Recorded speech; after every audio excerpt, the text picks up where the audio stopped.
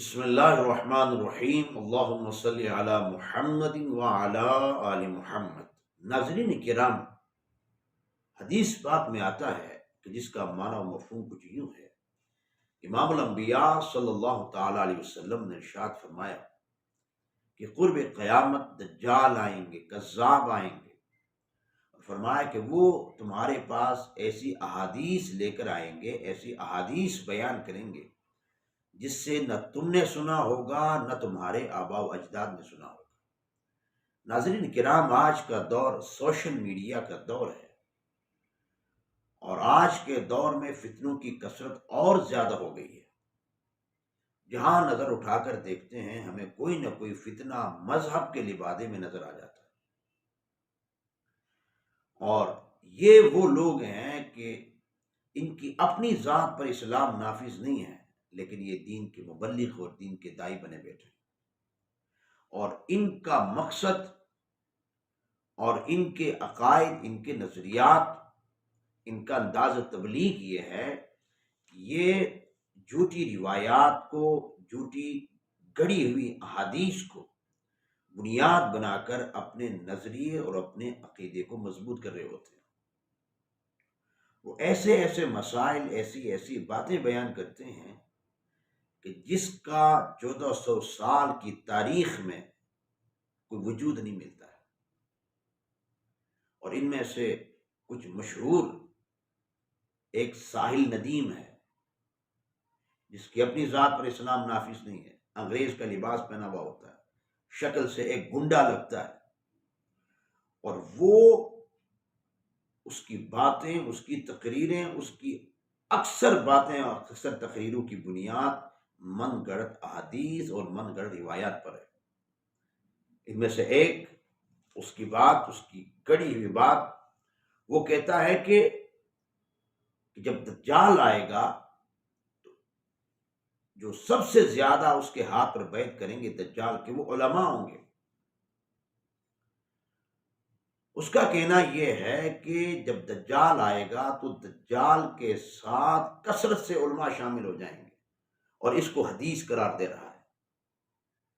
حالانکہ تحقیق کی گئی ہے، تحقیق سے بات ثابت ہے، اس کا حدیث رسول کے ساتھ کوئی تعلق ہی نہیں ہے، ایسی حدیث ذخیرے احادیث میں ہے ہی نہیں ہے، اور یہ گڑی ہوئی بات کو حدیث رسول قرار دے کر گھنونا کام یہ کر رہا ہے کہ جو کام انگریز سامراج کا ہے، دین دشمنوں کا ہے، اسلام دشمنوں کا ہے، وہ کام یہ کر رہا ہے۔ وہ کام کیا ہے؟ وہ کام یہ ہے کہ امت کو، مسلمانوں کو، سادہ لو مسلمانوں کو علماء سے متنفر کر دیا جائے، اس لیے کہ آقا علیہ الصلوۃ والسلام کے بعد نبوت ختم ہوئی، اب صبح قیامت تک دین کا کام کس نے کرنا ہے؟ علماء نے کرنا ہے، اور علماء کو ہی انبیاء کا وارث قرار دیا گیا ہے۔ تو یہ کر کیا رہا ہے؟ جھوٹی احادیث کو گھڑ کر، اور ان جھوٹی احادیث پر اپنے باطل نظریے کی بنیاد یوں رکھ رہا ہے، وہ اس اپنے باطل نظریے کی، کہ لوگوں کو، مسلمانوں کو، سادہ لوگ مسلمانوں کو علماء سے متنفر کر دیا جائے۔ اور ظاہر بات ہے، جب لوگ علماء سے متنفر ہو جائیں گے پھر دین سے متنفر ہو جائیں گے، جب علماء سے بیزار ہو جائیں گے تو پھر دین سے بھی بیزار ہو جائیں گے، اس لیے ان کے پاس دین سیکھنے کا واحد ذریعہ علماء ہی تو ہیں۔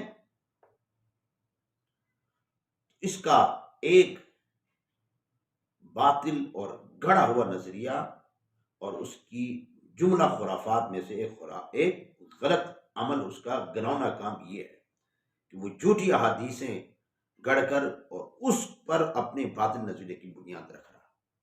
اس کی ایک خباثت یہ بھی ہے کہ یہ کہتا ہے، یہ اپنے آپ کو اتنا متقی، پرہیزگار اور دیندار سمجھتا ہے، کہتا ہے کہ اس وقت اتنی جہالت پھیل چکی ہے کہ پوری امت میں کوئی انسان مومن ہے ہی نہیں، یعنی ایک جھٹکے میں اس نے پوری امت مسلمہ کو ایمان سے، دینداری سے، پرہیزگاری سے اور دین کی حقیقی تعلیمات پر عمل پیرا ہونے سے نکال دیے۔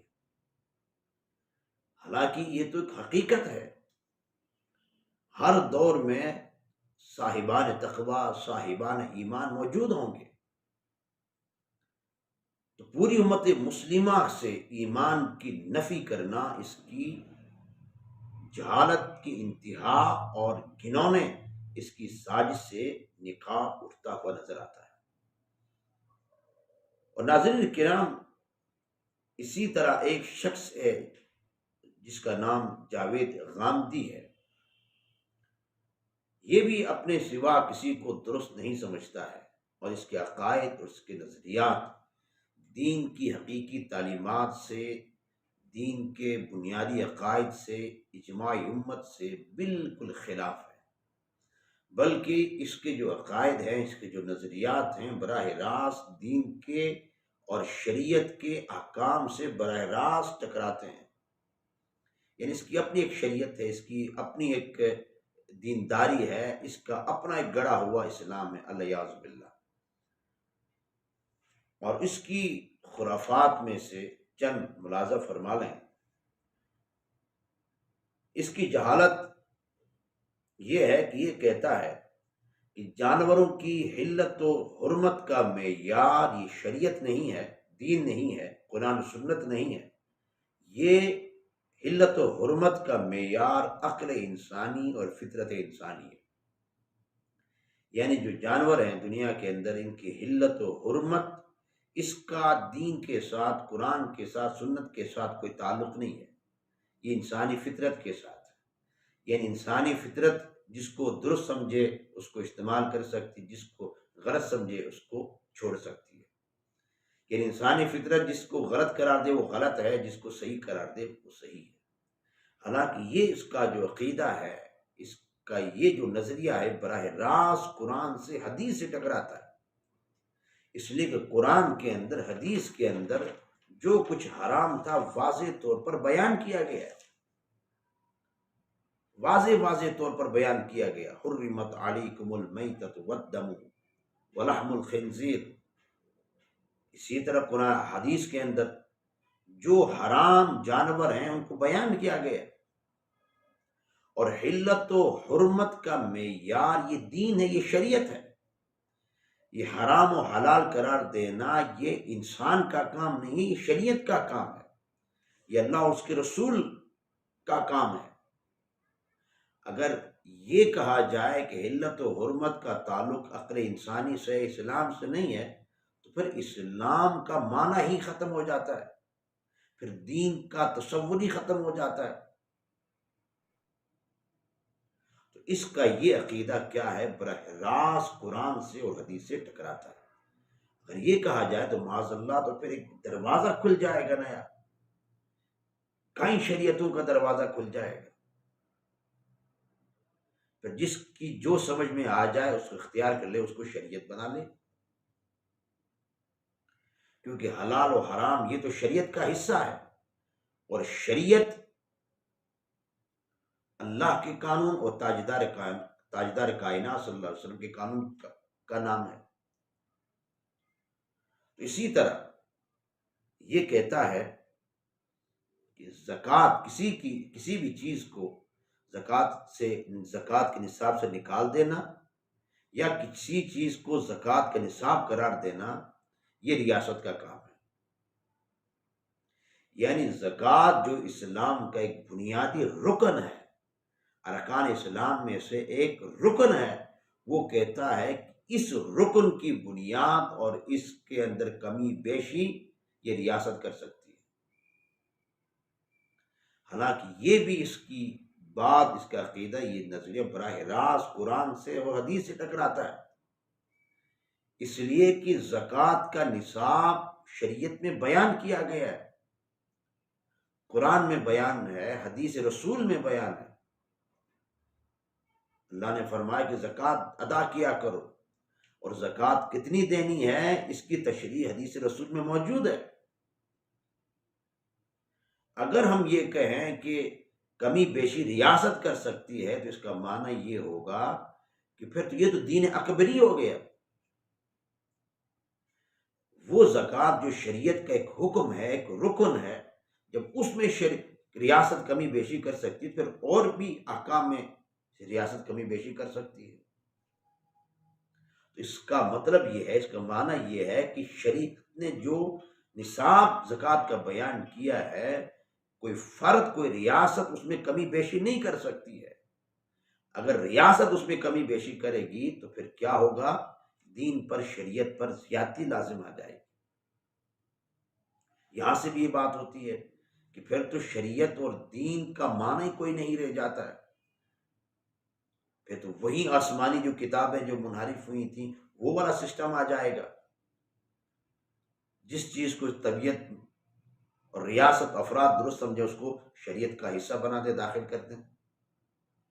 حالانکہ شریعت تو قرآن و سنت کا نام ہے، اس کو واضح طور پر بیان کیا گیا، اس میں اس کی تشریح ہو سکتی، کمی بیشی نہیں ہو سکتی۔ اسی طرح اس کا ایک عقیدہ اور نظریہ یہ ہے کہ کہتا ہے کہ داڑھی رکھنا یہ کوئی دین کا حکم نہیں ہے، اس کو بھی اس نے انسانی طبیعت پر رکھ دیا۔ حالانکہ اس عقیدے، اس نظریے سے حدیث رسول کا صریح انکار لازم آتا ہے، کیونکہ حدیث رسول میں موجود ہے، جس کا مفہوم یہ ہے کہ امام الانبیاء نے داڑھی کو بڑھانے کا حکم ارشاد فرمایا۔ ارے رسول کا حکم دین نہیں تو پھر دین کس چیز کا نام؟ جب امام الانبیاء خود اپنی مبارک زبان سے ارشاد فرما رہے ہیں کہ داڑھی کو بڑھاؤ، یہ حکم ہے، اور پوری امت کے علماء کا اس بات پر اتفاق ہے کہ ایک مٹھی کے برابر داڑھی رکھنا یہ واجب ہے، رسول اللہ کا حکم ہے صلی اللہ علیہ وسلم۔ تو یہ بات کہنا یہ کیا ہے؟ حدیث رسول کا انکار ہے۔